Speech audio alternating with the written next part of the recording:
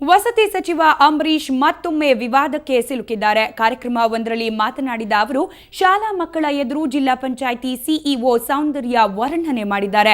CEO ಬೆಳ್ಳಗಿದ್ದಾರೆ, ಚೆನ್ನಾಗಿದ್ದಾರೆ, ಒಳ್ಳೆ ಕೆಲಸ ಮಾಡ್ತವ್ರೆ ಅಂತ ಹಾಡಿ ಹೋಗಲಿದ್ದಾರೆ.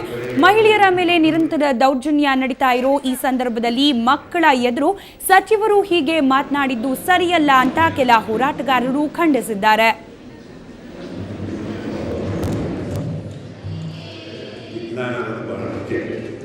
ಆದ ಕಡೆ ಮಕ್ಕಳನ್ನ ಚಿಕ್ಕ ವಯಸ್ಸಿಂದಲೇ ಟ್ರೈನ್ ಮಾಡಿದಷ್ಟು ದೊಡ್ಡ ಪ್ರತಿಭೆಗಳು ಆಗ್ತಾ ಇರೋದು ಒಂದು ದೂರದೃಷ್ಟಿ. ಆ ದೃಷ್ಟಿ ಇಟ್ಕೊಂಡು ಈಗೆಲ್ಲ ಅಧ್ಯಾಪಕರೆಲ್ಲ ಬಹಳಷ್ಟು ಎಲ್ಲ ಮಕ್ಕಳುಗಳು ಆ ಟ್ರೈನಿಂಗ್ ಕೊಟ್ಟು ಈ ರೀತಿ ವಿದ್ಯುತ್ ಶಕ್ತಿ ಇರ್ಬೋದು, ಡ್ರಿಪ್ರಿಗೇಷನ್ ಇರ್ಬೋದು, ಇನ್ನೂ ಹಲವಾರು ಪ್ರದರ್ಶನದಲ್ಲಿ 4 ಕಡೆ ನಡೆದಿರೋದನ್ನ ಇವತ್ತು ಒಂದು ಸಾಂಕೇತಿಕವಾಗಿ ಉದ್ಘಾಟನೆ ಇಟ್ಕೊಂಡಿದ್ದಾರೆ. ನಮ್ಮ ಜೊತೆಗೆ ನಮ್ಮ ನಾಗೇಶ್ ಕೂಡ ಭಾಳ ಆಸೆಯಿಂದ ಜಿಲ್ಲೆಯ ಮಕ್ಕಳಿಗೆ ಒಳ್ಳೆಯದಾಗಬೇಕು ಅನ್ನೋ ಉದ್ದೇಶ ಇಟ್ಕೊಂಡು ನಮ್ಮನ್ನು ಕರೆದಿದ್ದಾರೆ.